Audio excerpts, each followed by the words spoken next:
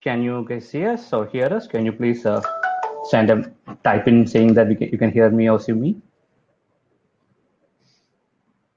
Yes, great, great, great.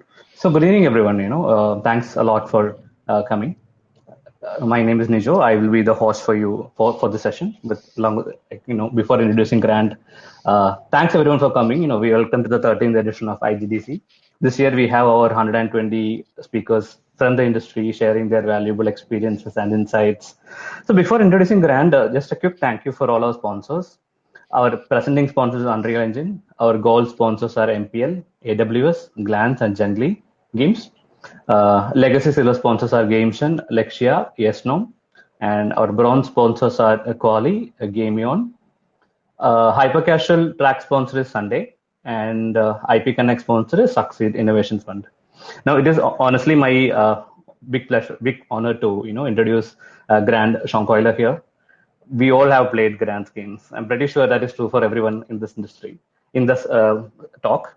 So Grant right now is doing his own consulting firm, Shonk Ventures. But he first started making games when he was 12 years old, starting with modding and programming, and then played different roles in the industry: programmer, lead designer, producer, etc. Career has taken from mega touch games to casual games to AAA shooters, including work as stint in ID Software where he worked with Doom, and in Epic Games where he worked with Fortnite, which I'm pretty sure all of us have played. Currently, like I said, he runs his own consulting firm, and he is the co-author of 3 books, including Gear Up, Advanced Game Development Practices. He's also very active in the game development community, IGDA, Game Dev Drink Up, etc., and a regular speaker in a lot of conferences. So this is something he's really interested in. A quick note on the session: we'll have 30-minute slides with 10 minutes to 15 minutes Q&A. All Q&A should go to the Q&A tab. That is where we'll pick up questions from. So if you type anywhere else, we will not be picking that up. And I'll also share a feedback form. Please do fill that, so it helps us to make the conference better next year. Thanks a lot, Grant. The stage is yours.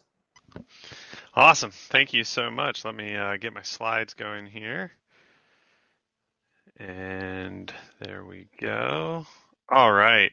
Thank you so much for that introduction. I like to tell a funny story. I was in India a few years ago, and I was wearing a Fortnite shirt. I was in Mumbai, and I was on the back of a motorcycle, and this kid on the back of a motorcycle pulled up next to me, and he looked over and he said, "Do you play Fortnite?" And I said, "Yeah." He said, "PUBG's better."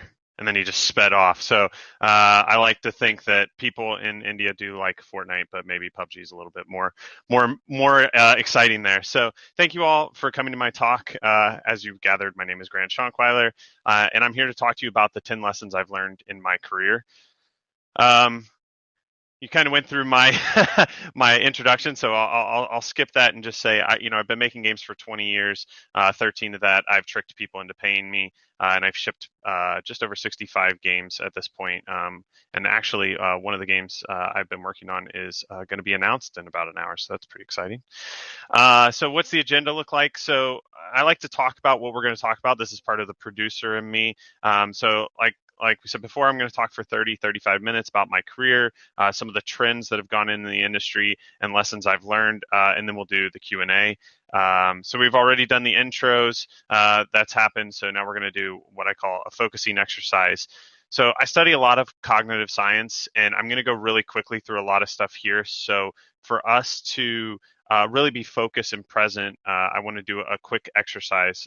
So if you will join me in this exercise, it should help us all focus a little bit. So wherever you are, if you're willing and able, please stand up. This is part of it. You can sit down as soon as we're done with this slide. I want you to think about all the stuff you're dealing with at work, in your personal life. Maybe there's kids running around behind you now, whatever it might be. Bring it into the center. And we're going to breathe together. And each time we breathe out, just imagine yourself pushing that stuff away from you and clearing out your mind. This will help us be present and focus together on the session. Okay, ready? So breathe in and breathe out. One more time, breathe in and breathe out. Awesome. Thank you for indulging me. Thanks for doing that with me. You can go ahead and sit down wherever you are. So let's get into the 10 lessons from my career. The way I'm going to do this is by telling the story of the first 10 years of my career. So come with me on this journey and let's learn together. So I went to Full Sail University from 2006 to 2008, and I got my bachelor's in game design and development. I learned a ton during that time about the mechanics of game development and working on a team. And when it was coming time to graduate, I was trying to decide where I wanted to start my career. I interviewed with a few companies. Finally, I decided I wanted to start my industry I wanted to start in casual games, as they were the new hotness at that time. So in 2008, I joined a company called Megatouch Games, and I joined at the perfect time. I caught a hold of the first major industry trend of my career, which was casual games and the mobile touchscreen platform. Like all the trends we'll talk about today, each one started with a few games or companies pushing it forward. For casual games, it was Big Fish Games and PopCap. For mobile, it was, of course, Apple. It's important as a person working in games to watch for the trend setting companies and find the trend setting games. But remember, if you don't catch the trend early, you won't be able to profit off of it. Luckily for me, Megatouch Games had been working on casual games and even touchscreen games for a long time, so I was learning from the best. In my first year, I learned a valuable lesson that I use every day in development. Be a sponge. Use every day to learn something new. Find people smarter than you or who know something you don't and befriend them. Ask them advice and how to do things. When I joined Megatouch, I knew very little about the touchscreen market, which would eventually become the mobile market. So I latched on to the more senior team members, always expressing my interest to learn. I spent a lot of time silently learning from them before I started to ask my questions. I wanted some basic knowledge and understanding of what we were doing first, so I didn't ask, super dumb questions. I learned that when working on a touchscreen, for example, you always have to take into account where the player's fingers will be, making sure that they don't cover up important information. This was hugely valuable later on when I started running UX tests. We were working on a game called Jackpot Corner, and in it, we had a button that would pop up partway through the game that allowed the player to unlock an awesome new behavior. Really, it was central to the experience. During early tests, players weren't pressing the button, and I was getting really frustrated. I couldn't figure out why. And eventually, what I realized was they were covering up the button with their hand, and they didn't see that it was there. So we moved the button into a place where it would be right in the player's eye line, and we made it flash to get people's attention. So lesson one, be a sponge, always be listening, and always be learning. As I was learning all this information from my coworkers, I was also corresponding with a lot of developers I had met in the industry. I asked them questions on how to improve our games and how to improve myself in the industry. One day, our creative director walked by and was discussing having trouble coming up with a new game theme. I decided then and there I was going to pitch an idea. So I came up with an idea and I pitched it. Frankly, it was a terrible game. It was a game themed around the song It's Raining Men, where you collected the best parts of men to create the perfect boyfriend. The creative director didn't like it. He didn't pick it, thankfully, but he thanked me and told me to keep coming up with ideas, and it made him laugh, which was important. This was me learning my second lesson. Put yourself out there. Sometimes it will be embarrassing and will hurt. Sometimes nothing will happen, but sometimes something will. A few weeks later, the creative director came back to me and said, "Hey, I know you have a good head for design. Would you mind helping me out with this game?" I said, "Of course," and jumped right on it. I did what he asked and even added some of my own ideas.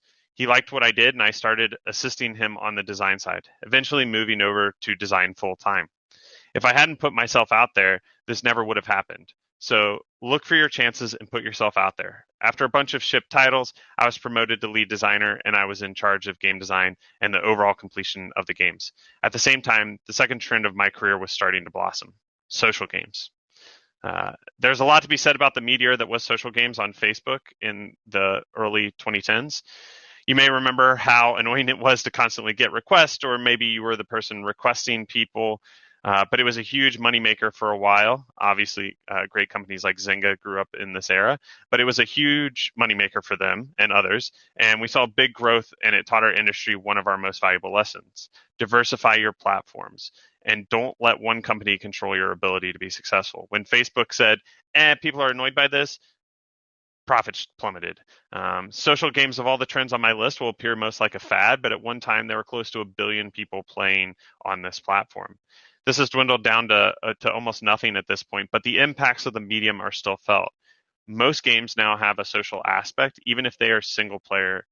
All games must be marketed on social sites, obviously. Free to play, which we'll talk about later, was born in the social games rise. This is also where we as the industry were bathed in what I call the fire of analytics, which birthed analytics-based game development, using data from players and their behavior over their verbal feedback. Analytics are what I took away most from this trend. Around then, I was working for Megatouch, making casual touchscreen games, but we wanted to start connecting all of our devices so we could get info on what players were doing. So we started to put in analytics hooks. It was so much easier than what we were doing before, watching players play and just writing things down. We quickly learned to balance the data with our observations and feedback from the players. Oftentimes, players don't know what is wrong. They will just tell you symptoms instead of the actual problems. This is where the data can help you understand what's actually going on. For example, a player might say, "I hate using rifles; they suck." This is probably just a symptom. The actual problem may be that everyone is using shotguns because they're so overpowered. Listen to your players, but then look at the data. The next lesson I learned is to make friends. Okay, maybe don't do it like this slide suggests, but this is a simple sounding lesson that can be really hard for some people. It unlocks the industry. It is the key to your success. A lot of people call it networking, but I feel like calling it that makes it sound way too professional and intimidating. It's simple. Make friends. Ask other people about themselves. People love to talk about their work. Get to know people and keep in touch with them. Remember, we're all pretty nerdy, so asking nerdy questions usually works. This has been how I've gotten almost all of my jobs, by meeting people. At this point in my career, I had been at Megatouch for a few years and was working as lead designer at this point. While I was in school, I had interviewed at Midway Austin, a company that is now defunct, and the head of HR there had become a good friend of mine. Throughout my first 3 years in the industry, we would often meet up at events, hang out, and chat, and we became close friends.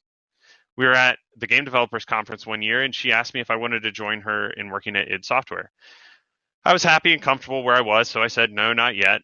Fast forward to the next year, and she asked me again. I wasn't sure, so talked to another friend and coworker about what I should do. He said to go for it, so I took a huge risk and went to id Software. This would not have happened without my friends. Lesson 3, make friends.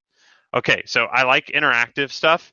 So this is going to be an interactive portion. Now you're all at computers. Some of you may have writing utensils. What I want you to do, and we're going to do this a few times, is take the next 45 seconds or so and write down one action you can take tomorrow to be more of a sponge, to put yourself out there, make friends. Just think about these things and how you can practice them in your life tomorrow. I'll watch the time.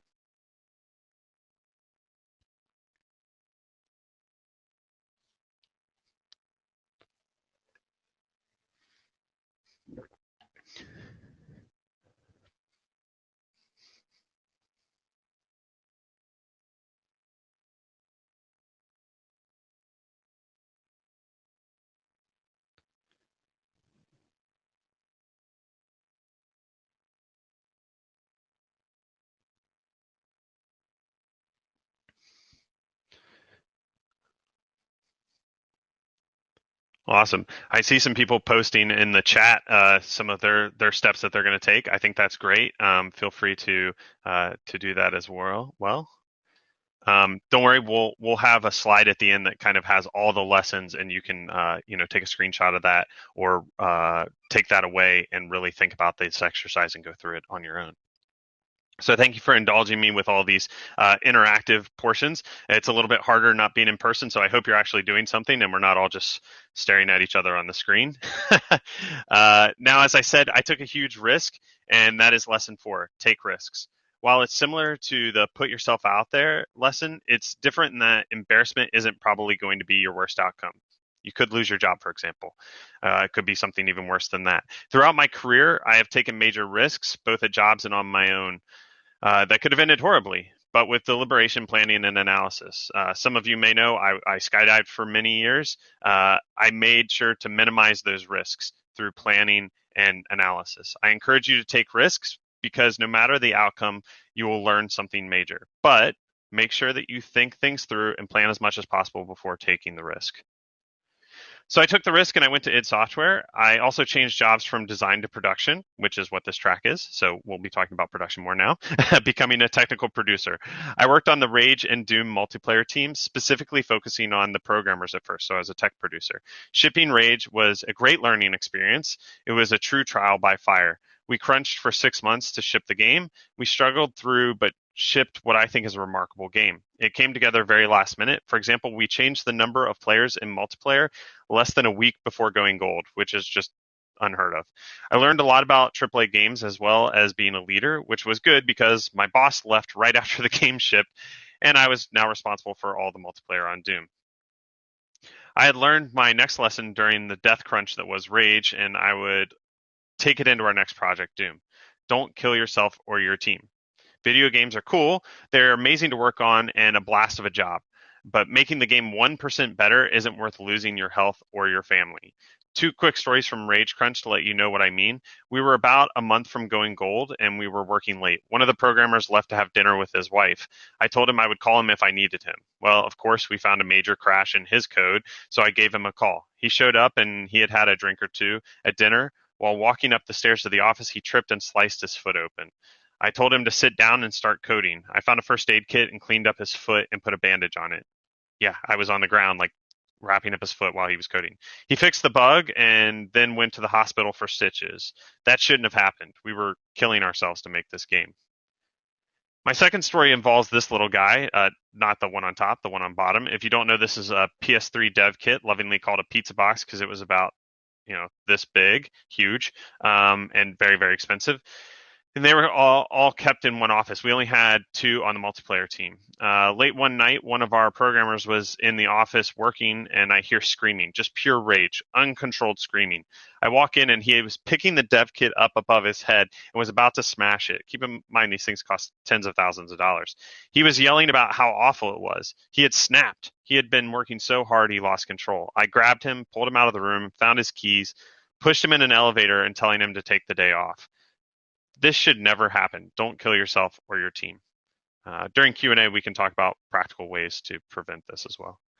While I was working on Doom, another major trend began to find mainstream traction, crowdfunding, specifically Kickstarter. In the early days of Kickstarter, every game project was funded. Everyone. It didn't matter the size. This culminated in the massive amount of money Double Fine raised. Everyone was ecstatic for them. This was a new way to make games, but the bubble quickly burst. Within a year, crowdfunding began to lose steam. People weren't delivering their games or were delivering half-baked projects.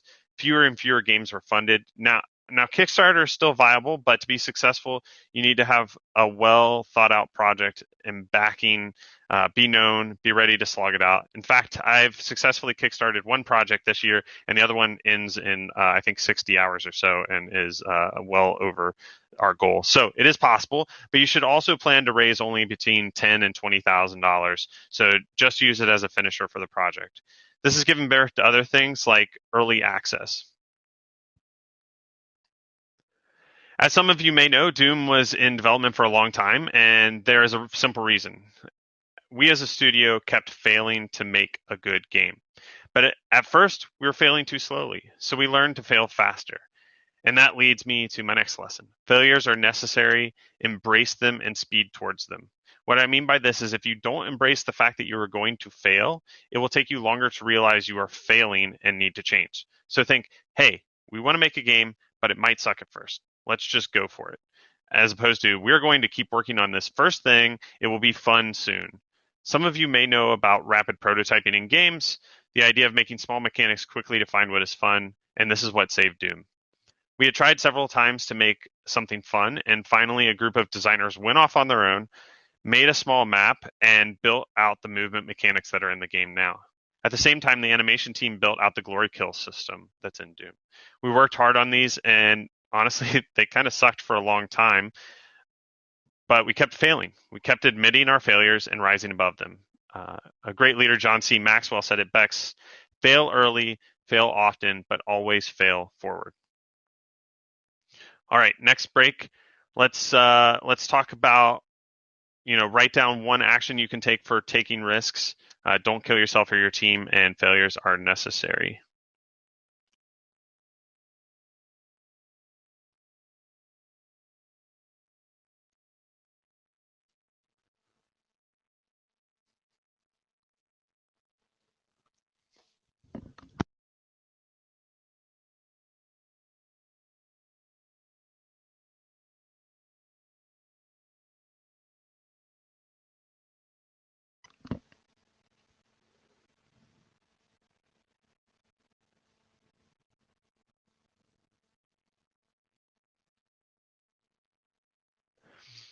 All right.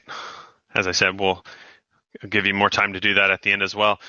So that last lesson leads directly into my next lesson. Focus on the fun.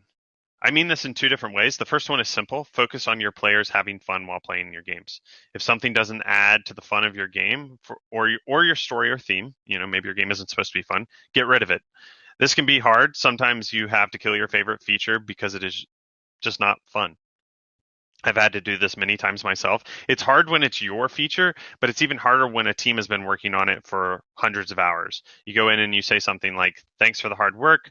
We learned this, but we have to kill it. It's not fun and it won't add fun to the game." Fun is a hard thing to quantify, but you will know if something doesn't play well.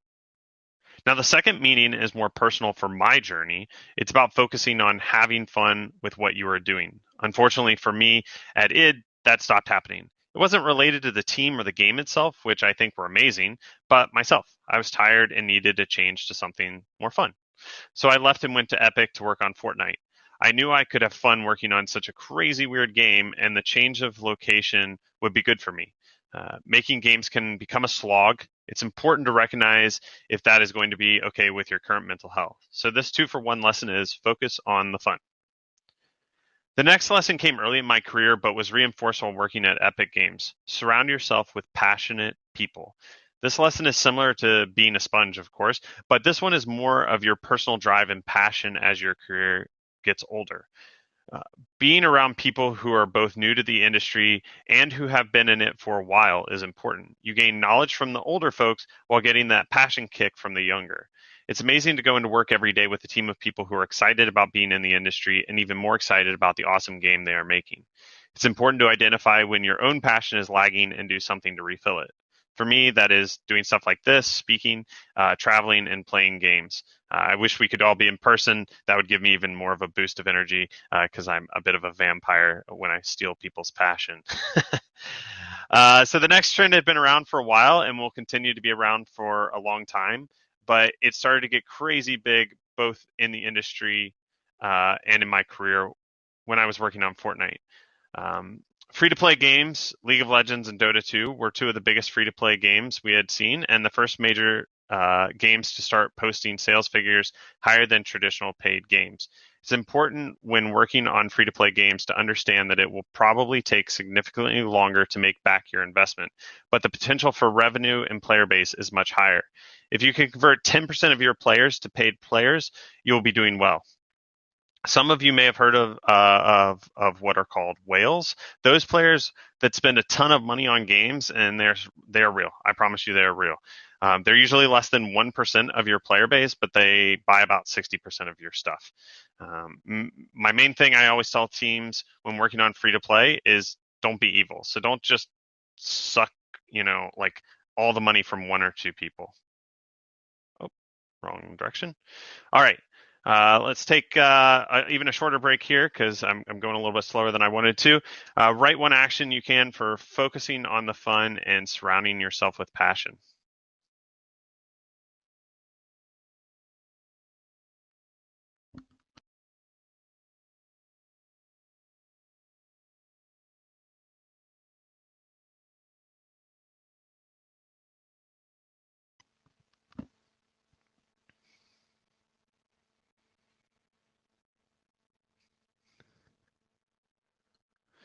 All right, so I don't know if this character culturally translates, but he's called Curious George. I used this slide in a talk in Brazil and learned that there they call him George Curioso. So I don't know if you have Curious George in India or not. While at Epic, I worked on a small team on a project called Battle Breakers. We worked in a single room for long hours, but it was fun. It was a strange free-to-play mobile game for the Chinese market, and we made the game because we were curious if we could do it. Curiosity is my next lesson. Always be curious. Great people from Leonardo da Vinci to Marie Curie have had this one trait in common. They were curious. And as someone who makes games, you have to be curious always. Curious as to what types of games will be the next hit, curious as to what young people are interested in, curious as to how the world works. Curiosity drives our greatest games. You may be sitting in a park and notice the way birds fly and decide, hey, that could be a fun game, or the way your neighbor takes out the trash each day and think, hey, that could be a game. Game developers are modern storytellers. We can reframe anything to make it exciting and interesting. So always be curious. Some of you may know this, but the curiosity of some developers on our team led to Fortnite Battle Royale. The original mode of Fortnite was a 4-player cooperative experience. And in mid 2015, we started talking about the building out of a PvP mode. So we started prototyping. We tried a bunch of different things. Some of them were really fun, but we kept seeing that people really wanted to do two things. They wanted to fight and they wanted to build. That's all they really wanted to do. Around that time, the rise of battle royale games was starting to happen. PUBG was obviously getting big, and the curiosity of our team led to prototyping a battle royale mode. It was, of course, a lot of fun, and the rest is history. So trust your team and their curiosity. Working on Battle Breakers was like working on an indie game within a major studio. I hadn't worked on an indie game in over 5 years, so it was refreshing and exciting to be in a small team doing something crazy. Indie games are always pushing the way we see games. Keep in mind, I was also working on Fortnite at this time, so I was getting the best of both worlds working on two different games. The rise of indie games was another trend, one that is still going to this day. Players have grown tired of the same types of experience, so they have begun to go in droves towards smaller experiences that do weirder things from smaller teams. Indie games should always take risks and do something weird and different. Telling the stories that the big games can't, using mechanics that are too hard for most mainstream audiences, these games push us as an industry forward. Developers of bigger games tend to derive a lot of their inspiration from indie games. There's a lot of room in the space, and I see it continuing to grow in both numbers of games and numbers of players. Seeing the rise in indies combined with my intense curiosity is part of why I left Epic. Firstly, I needed a break, but secondly, I wanted to be involved with more developers and teams working on weirder games. So I started my own company to help teams out. And a lesson I learned on the first day of my career started to repeat itself. There are good people everywhere. You must find them. You will meet amazing people throughout your career. You must team with these people, learn from these people, work with these people, and grow with these people. This is what I've built my business on, partnering with amazing people to tell amazing stories and making interesting games. When you are starting out, you will start to find one or two people that you really connect with. You must cling to these people and have them walk through your career with you. Some of them will be mentors. Some of them will be friends and coworkers. Someday you might work for them, or they might work for you. You might start a business with them or even make the next Minecraft. The people are what make the industry great, so invest in them. This is a picture of a group of friends of mine. We all work in different industries. Some of us work in games. We all work in entertainment. And throughout my business, I've actually been able to work with 10 or 15 of these people in their industries on different technology projects. So find good people and find ways to work with them. So this is going to be the quickest break. Right? How can you stay curious, and where can you find good people?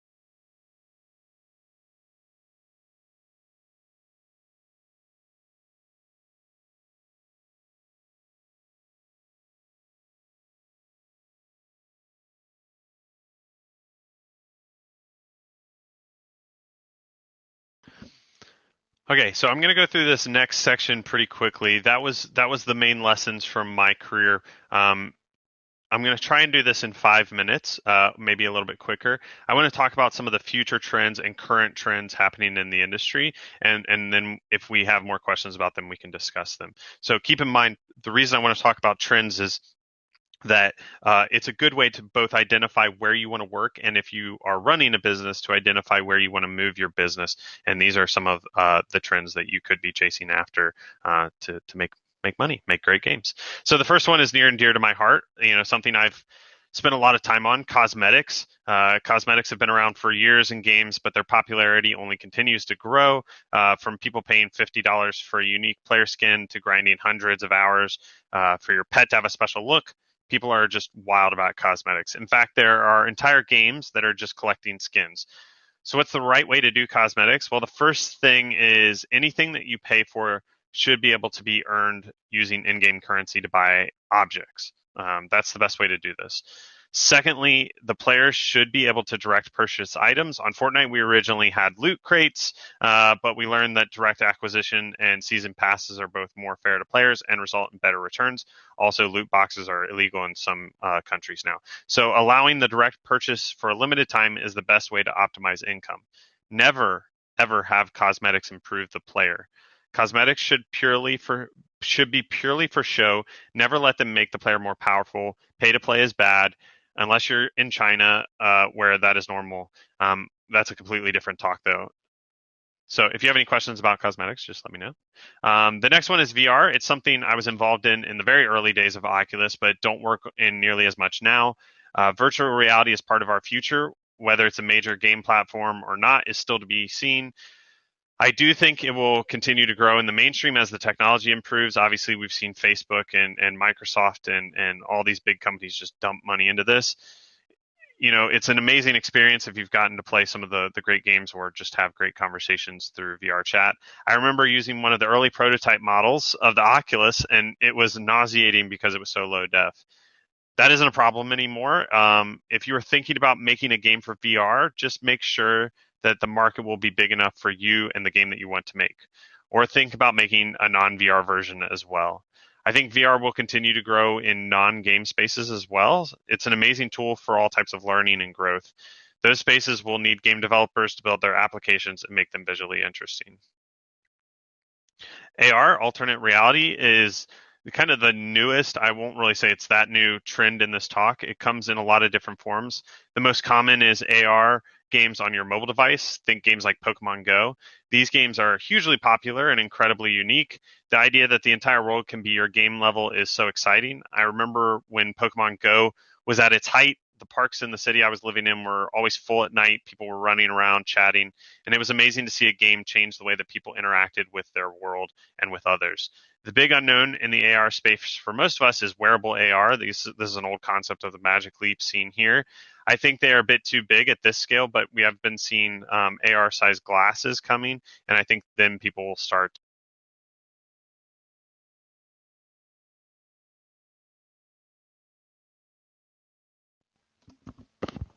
There we go. Sorry, my mic just cut out.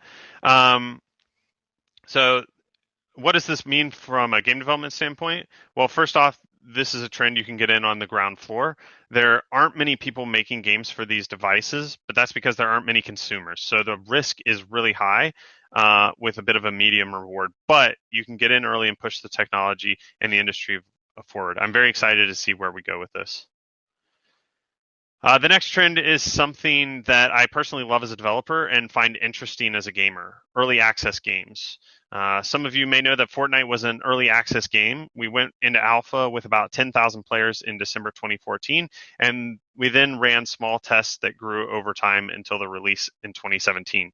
This was my favorite time on the project. You get to interact with players, get instant feedback on changes, and iterate on different things within the game. I like to blame the rise of early access on Gmail, which some of you may remember was in beta for like 8 years. Early access games have grown by well over 200% on Steam in the last 2 years alone. There are a ton of great games out there, but even more of them are just crap. My recommendation for doing an early access game is to start to build a core base of fans first, just like with any other release, but you need people who are really passionate and will give you good data. Get a Discord together and do that, and then move to early access on Steam. Try pricing at a lower rate at first and offering rewards to people who join early. You don't want a huge rush of people right away, so hold off on the marketing until you feel the game is really sticky and ready for people to join. The usability and retention of the game is the main thing you want to be testing at this point. Early access can work for all types of games, but I find it best for multiplayer games over just single player games. So early access leads directly into games as a service, or GaaS. If you look at the most successful games that have transitioned from early access to GaaS, you will see a few trends. 1, regular content releases at least every 3 to 4 weeks. 2, constant communication and transparency with the fans base. 3, limited time offers. 4, attempting new modes and maps. 5, test servers for players to try out new content and give feedback. I think that last one is the most interesting because you continue to have players treat the game in a similar way that you did during early access. I think almost all games now are turning into this. Between patches and DLC and post-launch updates, you always need to support your player base, and this is great. If your game is successful, it means you keep making money as long as people are playing it. It's much cheaper to continually update an existing game than start over and make a new one. If it's really successful, you can always spin off a team to just work on supporting the game and start working on something new. There are a lot of right and wrong ways to do this. I hope that quick guide is useful. So this is the last trend that I'll cover, and it's a big one. And honestly, one I don't have a lot of experience with: esports. They're growing so fast, it's hard to believe. They've been around for years, decades really, and the last 3 to 4 years has just seen wild growth. Seen stadiums, well, not so much last year, filled with tournaments, colleges in the USA forming teams in games like Overwatch and League of Legends on TV in the USA is simply mind blowing. If you want to make an esport, remember the same principle of good game development still applies. Make a good game, make a fun game, and one that is easy to watch and learn. The community will tell you if your game is going to be an esport. Don't try to force it on them. Esports will continue to grow, and the number of games on the circuit will also grow. It's a great way for even more people to get into playing video games. Okay, this is the slide that you should take a screenshot of. I'll leave this up for a little bit as we start Q&A. I hope that the story of my career and the lessons I've learned has helped you in some way today. To recap them, be a sponge, put yourself out there, make friends, take risks, don't kill yourself or your team, please. Failures are necessary, embrace and speed towards them, focus on the fun, surround yourself with passion, stay curious, and there are good people everywhere. You must find them. Know that without failure, you will never have success. And if you don't put yourself out there, you can never succeed. If you have a dream, work for it. You may not get it anytime soon, but working towards it will be fulfilling. Making games is hard work, but it's also a lot of fun. I hope to be seeing each of you soon in the real world, especially. Thank you so much for coming and listening to my speech. I look forward to playing games that you make. And now let's do some Q&A. And I'll leave this up so you can take a screenshot. Feel free to contact me. Email is the best way. LinkedIn. I do have a Twitter. I don't use it very often. So cool. Let me jump over to the Q&A tab. All right, we'll go to the top. How do you battle crunch culture as a developer? Yeah, this is a great question and a huge problem. So the first one is if you're an individual developer on a team and you're not in a leadership or production or management place, the first one is to vocally say, I don't want to do that. I think we need to work on ways to make sure that we don't have to crunch, right? If you as a team don't want to do it, then management has to find a way to work around it. Let me define crunch a little bit better here, just so we know what we're talking about. So I like to define it between two things, crunch and overwork. Crunch is when you are like, hey, let's work a little bit harder, a little bit late, a couple nights for like less than 2 weeks to make the game better. Overwork is when it's mandatory and you have to do it. Ultimately, management and producers, who a lot of you are, need to look at the schedule, cut scope, and make sure that the work can get done within the time frame. Ultimately, you have to have a culture that says we don't want to crunch. Next question: was your transition from designing to production really difficult?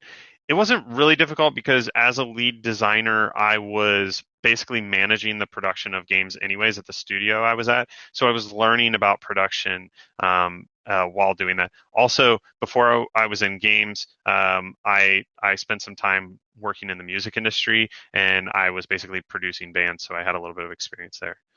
Hi, Grant. I'm an indie game dev, and I'm self-taught. I like to design and develop games which push. That's not a question. Oh, there we go. Which path should I choose to become a game director? So anything you can do as an indie dev is going to move you towards becoming a director. Obviously, design is important, but having any hard skills like coding is going to be useful.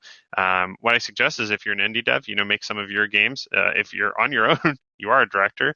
And then if you want to move into the mainstream industry, you can start applying for design roles to move into that director chat. Is Full Sail University good for game programming? Yeah, that's what I went for, the game development degree. I think it's pretty awesome. There are a lot of programs out there as well, but it's my favorite because that's where I went.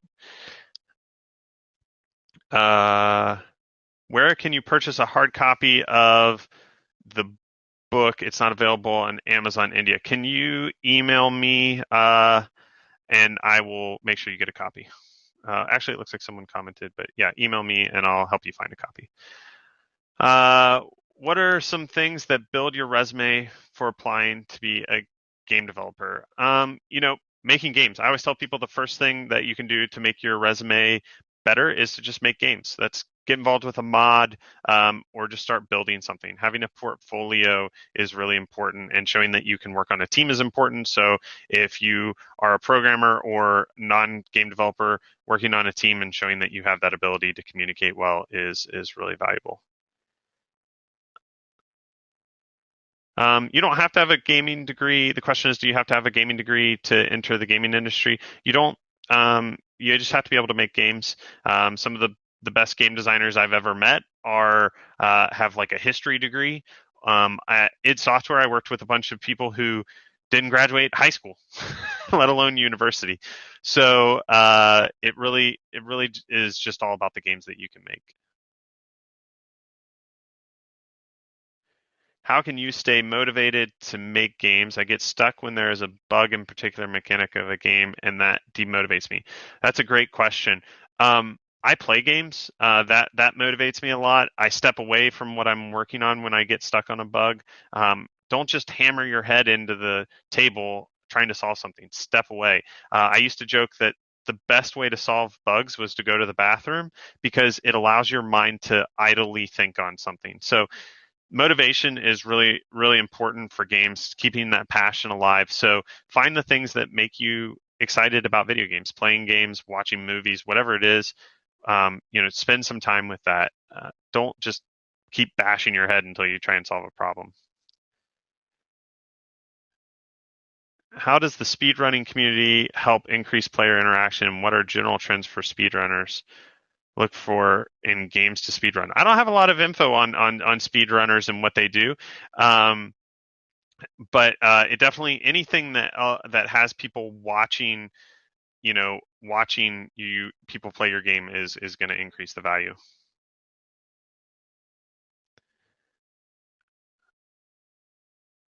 What are your views on approaching publishers for indie devs, given how small their team is and how risky it can be for new devs? Yeah, you just need to put together a good pitch, and reach out to publishers. Most of them have places you can submit online. The more that you can submit to, the better, because you're going to get through that practice. The main thing is they're going to want to see that you're making something interesting and unique, and also something that can sell, and that you as a team have a team built that can actually ship the game. But yeah, approach as many publishers as you can. Any tips for solo devs?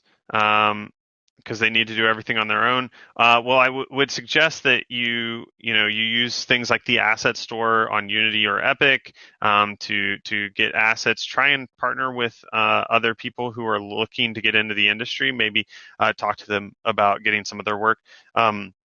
Music and like sound you can find on like Epidemic Sound or Pond5.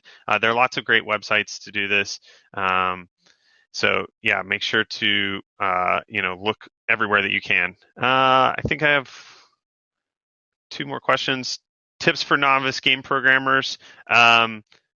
Just code, man. Just code as much as you can. Just keep writing code and get feedback from better programmers online. Am I out of time here? No, you can take one more question. Okay. Let's see. There's 3 more questions here. Okay, here's a great last question. How to keep the motivation up when everyone in the team is mentally exhausted? how to get out of that. Yeah, this is a great question. So the first thing is, if everybody is exhausted, take a break. So that may be taking a significant break of shut the studio down for a week. Make sure that people go and spend time somewhere else. I don't know exactly what that looks like for you and your studio. Second one is have them play the game, have them understand why you're working on the game and where it's at, and really start to work on that. Listen to the team and understand why they're exhausted and what's really like pushing them too far, and you'll start to find solutions through that. I think I'm out of time. Yeah, I think you're bang on time actually, 8:15 p.m. Yes. Thanks a lot, Grant. Actually, it was a great presentation, and I think even everybody in the crowd really loved it from all the comments I could see. Thanks a lot for coming and sharing your great experience, and that was some of the iconic studios and through some of the iconic games we have played and heard. So, thanks a lot. I think everyone really enjoyed it, right? Everyone.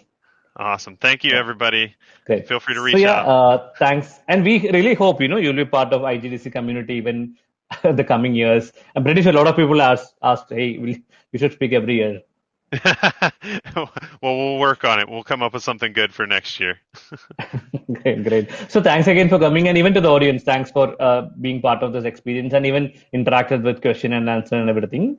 And thanks again for our sponsors who made this possible. Our next session starts right now. It is by Aaron, who's part of the Borderlands 2 team from Gearbox Software. So hoping to see all of you here. And thanks again, Grant. Thanks a lot for. Thanks, everybody.